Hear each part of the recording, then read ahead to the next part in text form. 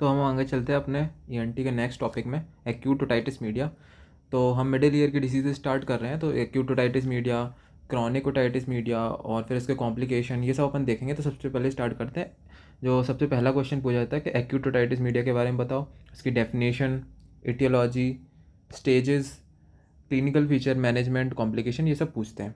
ठीक है, तो अपन स्टेप बाय स्टेप चलते हैं और कैसे आंसर लिखने यूनिवर्सिटी में अपन को ऐसे ही आंसर लिखना है ना, यूनिवर्सिटी में क्वेश्चन पूछा जाता है। तो एक्यूट ओटाइटिस मीडिया स्टार्ट करते हैं डेफिनेशन से।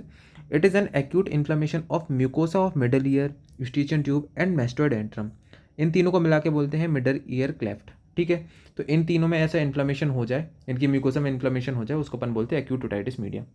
ये कॉमनली चिल्ड्रन और इन्फेंट्स में मिलता है, क्योंकि जो चिल्ड्रन और इन्फेंट होते हैं उनकी जो ईस्टिचियन ट्यूब होती है वो छोटी होती है और वाइट होती है। ठीक है, एक ये, और उनमें की बॉडी में रेजिस्टेंस जो होता है इन्फेक्शन के खिलाफ वो कम होता है ना, इसलिए चिल्ड्रंस में होने के चांसेस ज़्यादा होते हैं। ठीक है, तो एक पॉइंट पर समझ में आ गया, डेफिनेशन क्लियर हो गई। ठीक है, क्या होता है और किस में ज़्यादा होता है। अब नेक्स्ट आते हैं इटियोलॉजी। तो upper respiratory tract infection reach middle ear through Eustachian tube. एक ऐसे हो सकता है, एक्यूट टॉन्सिलाइटिस से हो सकता है, क्लेफ्ट पैलेट हो, साइनोसाइटिस हो, बैरोट्रोमा प्रेशर चेंजेस की वजह से कुछ ऐसा हो कि इन्फेक्शन पहुंच जाए, टेम्पोरल बोन फ्रैक्चर, है ना, कैसे भी करके मिडिल ईयर में इन्फेक्शन पहुंच जाए और उसके कारण जो इन्फ्लेमेशन होगा तो उसे अपन बोलेंगे एक्यूट ओटाइटिस मीडिया। किस रूट से आ सकता है? मोस्ट कॉमन रूट है यूस्टिचियन ट्यूब से। ठीक है, रप्चर टिम्पैनिक मेम्ब्रेन से आ सकता है, हेमेटोजीनस रूट से भी आ सकता है लेकिन लेस कॉमन है। सबसे ज़्यादा है कॉमन किससे? यूस्टिचियन ट्यूब से। ठीक है, फिर नेक्स्ट आता है कौन कौन से बैक्टीरिया इन्वॉल्व होते हैं। तो Streptococcus pneumoniae, Haemophilus influenzae, Moraxella catarrhalis, Staph aureus. Most common क्या है अपना? Streptococcus pneumoniae.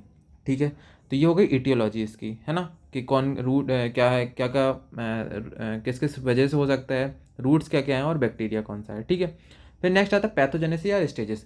कौन कौन सी स्टेजेस होती हैं और कैसे कैसे ये आगे प्रोग्रेस करता है। सबसे पहले आते हैं स्टेज ऑफ कंजेशन। इसमें क्या होता है अपना, तो स्टेज ऑफ कंजेशन में क्या होता है? सबसे पहले stage, Eustachian tube is block due to oedema and congestion. ठीक है, अब इडीमा एंड कंजेशन हो गया, इन्फ्लेमेशन हुआ अपने ईयर में, मिडिल ईयर में, तो वहाँ पर इडीमा और कंजेशन हुआ जिस वजह से नेगेटिव प्रेशर डेवलप होगा मिडिल ईयर में, और जो टिम्पैनिक मेम्ब्रेन है वो रिट्रैक्ट करेगी, अंदर की तरफ जाएगी। नेगेटिव प्रेशर डेवलप हो रहा है ना, अंदर की तरफ जाएगी। ठीक है, तो अंदर की तरफ जाएगी, तो ये वाला डायग्राम बना देना, ये टिम्पैनिक मेम्ब्रेन का डायग्राम होता है ना। ठीक है, इसके दो पार्ट होते हैं वगैरह, टिम्पैनिक मेम्ब्रेन की एनाटोमी में देख लेना। ठीक है, तो ये डायग्राम बन जाएगी। नॉर्मल टिम्पैनिक मेम्ब्रेन थोड़ी सी रिट्रैक्टेड है अंदर की तरफ। ठीक है, फिर क्लिनिकल फीचर में क्या है? ईयर एक, popping of ear, popping sound, cracking sound आती है ईयर में। ठीक है, mild conductive deafness but no fever, अभी तक फीवर नहीं आएगा, ईयर एक है और पॉपिंग ऑफ ईयर हो रहा है। ठीक है, एग्जामिनेशन करेंगे टिम्पैनिक मेम्ब्रेन में तो अपन को रिट्रैक्टेड टिम्पैनिक मेम्ब्रेन दिखेगी। ठीक है, फिर नेक्स्ट आता है स्टेज 2 में। स्टेज 2 क्या है? स्टेज ऑफ एक्सुडेशन और प्री सेपरेशन। प्री सेपरेशन मतलब कि अभी पस बनने के पहले वाली स्टेज है, अगली स्टेज में पस बनेगी, अभी पस बनी नहीं है। तो इन this stage pyogenic organism invade the middle year.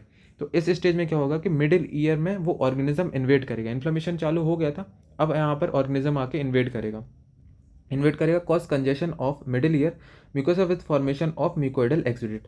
अब यहाँ पर म्यूकोइडल एक्सुडेट का फॉर्मेशन होना चालू हो जाएगा, अब जो रिट्रैक्शन था वो और बढ़ जाएगा। ठीक है, तो यहाँ पर देखोगे अब ये वाला डायग्राम बन जाएगा, तो थोड़ा ये रिट्रैक्टेड है। पहले वाले डायग्राम में देखो ये थोड़ा अपन को क्लियरली दिख रहा है, स्कैंडल ऑफ मेलिस, ये थोड़ा रिट्रैक्टेड में कम दिख रहा है। ठीक है, फिर अब क्लिनिकल फीचर में आते हैं, जैसे marked pain in ear, pain तो पहले भी हो रहा है, इसमें पेन होगा। ठीक है, deafness and tinnitus, child has fever and is restlessness, अब इसमें फीवर आ गया। ठीक है, तो ये है इसके क्लिनिकल फीचर, पेन होगा, डेफनेस, फीवर भी है। ठीक है, तो ये सारी चीज़ें हैं। अब एग्जामिनेशन में देखें कंजेशन और ज़्यादा बढ़ जाएगा, है ना। पिछली वाली स्टेज में कंजेशन हुआ था, है ना, नहीं पिछली वाली में नहीं, इसमें कंजेशन हुआ। ठीक है, पिछली वाली में थोड़ा सा ही आया था अपना, क्या बोलते हैं, कंजेशन, इसमें बढ़ गया। ठीक है, अब इसमें एक स्पेशल फीचर है कि अपन जब एग्जामिनेशन करेंगे टिम्पैनिक मेम्ब्रेन का, तो इसमें थोड़ा अपन को ये ऐसे रेडनेस दिखेगी, है ना। यहाँ पर ध्यान से देखोगे, tympanic membrane show congestion along handle of Méliès and periphery giving a cartwheel appearance. तो इसमें अपन को कार्टवील अपीयरेंस दिख रही है, ध्यान से देखोगे तो यहाँ पर ये कार्टवील अपीयरेंस ऐसे। ठीक है, पेरीफेरी में पूरा ऐसे कार्टवील अपीयरेंस दिख रहा है और टिम्पैनिक मेम्ब्रेन में कंजेशन दिख रहा है हैंडल ऑफ मेलियस की तरफ यहाँ पर। ठीक है, अब फिर नेक्स्ट आता है स्टेज ऑफ सपोरेशन। ठीक है, दो स्टेज हो गई, सबसे पहले क्या थी? स्टेज ऑफ कंजेशन, फिर stage of exudation and pre suppuration. अब नेक्स्ट स्टेज आती है स्टेज ऑफ सपोरेशन। इसमें क्या है? In this stage there is a formation of pus in the middle ear. इस स्टेज में पस का फॉर्मेशन होता है, ठीक है, बैक्टीरिया आ गया, जो भी ऑर्गेनिज्म था वो आ गया, अब पस का फॉर्मेशन हो गया, ठीक है। अब देखो कितनी बिल्कुल रेड, ज़्यादा बहुत इतनी ज़्यादा रेड लग रही है और बाहर की तरफ निकली हुई है, ठीक है, रिट्रैक्टेड है पूरी। फिर क्लिनिकल फीचर क्या है, pain in ear become severe, pain जो है और ज़्यादा सीवियर हो गया, टेम्परेचर जो है बॉडी का 102 से 103 डिग्री सेल्सियस फ़ारेनहाइट का फीवर आ जाएगा, ठीक है। कंडक्टिव डेफनेस रहेगी, ठीक है। अब नेक्स्ट एग्जामिनेशन में क्या देखेगा, on examination of tympanic membrane is red and bulging. तो अब वो क्या है, अंदर पूरी तरह से कंजेशन पस भर चुकी है, अब वो टिम्पैनिक मेम्ब्रेन से बाहर निकलने की कोशिश करेगी, ठीक है। तो वहाँ पर मिस हो yellow spot of future perforation. अब टिम्पैनिक मेम्ब्रेन के पीछे पूरी पस भरी हुई है, अब वो धक्का लगा रही है बाहर की तरफ, तो एक जगह ऐसे ही आएगी जहाँ से वो बाहर निकलने की कोशिश करेगी, है ना। और वहाँ से जब निकलेगी तो कैसे निकलेगी, पल्सेटिंग डिस्चार्ज के फॉर्म में निकलेगी, तो उसको क्या बोलते हैं अपन, lighthouse sign. It may be seen when there is a pulsating discharge is seen on otoscopy, तो अपन को लाइट हाउस साइन दिखेगा, ठीक है। तो सेकंड स्टेज में अपन को क्या दिखा था, कार्टव्हील साइन, इसमें दिखेगा लाइट हाउस साइन, ठीक है। अब अपनी नेक्स्ट स्टेज आती है stage of resolution. In this stage tympanic membrane rupture with release of पस। तो एक जगह से ये जो टिम्पैनिक मेम्ब्रेन है वो रप्चर हो जाएगी और सारी पस जो है वो बाहर निकल जाएगी, ठीक है। Fever comes down and year एक इज रिलीव। अब वो धीरे धीरे पस बाहर आ रही है और जो क्लिनिकल फीचर है उसमें जो फीवर था वो डाउन हो जाएगा और ईयर एक भी अब कम हो जाएगा, ठीक है। On examination of tympanic membrane discharge is seen coming through perforation of tympanic membrane, usually antero inferior part में। एंट्रो इन्फीरियर पार्ट यहाँ से समझ में आ रहा है, एंट्रो इन्फीरियर पार्ट में मोस्टली जो है वो परफोरेशन बनता है, ठीक है। तो ये 4 स्टेजेस हो गए अभी तक अपन की। सबसे पहले स्टेज ऑफ कंजेशन, फिर stage of pre suppuration, stage of suppuration, then stage of resolution. अब लास्ट स्टेज आती है अपनी स्टेज ऑफ कॉम्प्लिकेशन। दीज में अगर if treatment is inadequate, treatment सही से नहीं हुआ, हाई विरुलेंस, कोई बैक्टीरिया बहुत ज़्यादा विरुलेंस है उसमें, मतलब कि कोई ऐसा ऑर्गेनिज्म जो कि बहुत ज़्यादा विरुलेंस है तो बहुत देर तक डिसीज कर देगा, पुअर रेजिस्टेंस है किसी का, है ना, उनमें डिसीज में spread beyond middle ear leading to mastoiditis, facial nerve palsy, abscess formation, labyrinthitis, meningitis, है ना। तो ये सारी आगे चल के कॉम्प्लिकेशन करा सकता है। तो ये अपनी 5 स्टेजेस है, ध्यान से पढ़ना, ये आ सकती हैं, ये लिख के आ जाना, ठीक है। फिर डायग्नोसिस में history of the upper respiratory tract और trauma to the ear of the patient. तो अपन हिस्ट्री लेंगे सबसे पहले, अपर रेस्पिरेटरी इन्फेक्शन की क्या क्या है हिस्ट्री है, ये सब। एग्जामिनेशन ऑफ टिम्पैनिक मेम्ब्रेन के एग्जामिनेशन करेंगे तो अपन को रिट्रैक्शन वगैरह दिखेगा तो अपन समझ जाएंगे कि एक्यूट ओटाइटिस मीडिया है। ट्यूनिंग फॉर टेस्ट एंड प्यूरोटोनोडिमेट्री करेंगे फॉर कंडक्टिव हियर लॉस। अपन ने देखा कि जब भी मिडिल ईयर में कंजेशन होता है तो कंडक्टिव हियरिंग लॉस होता है, तो अपन उसे चेक कर लेंगे।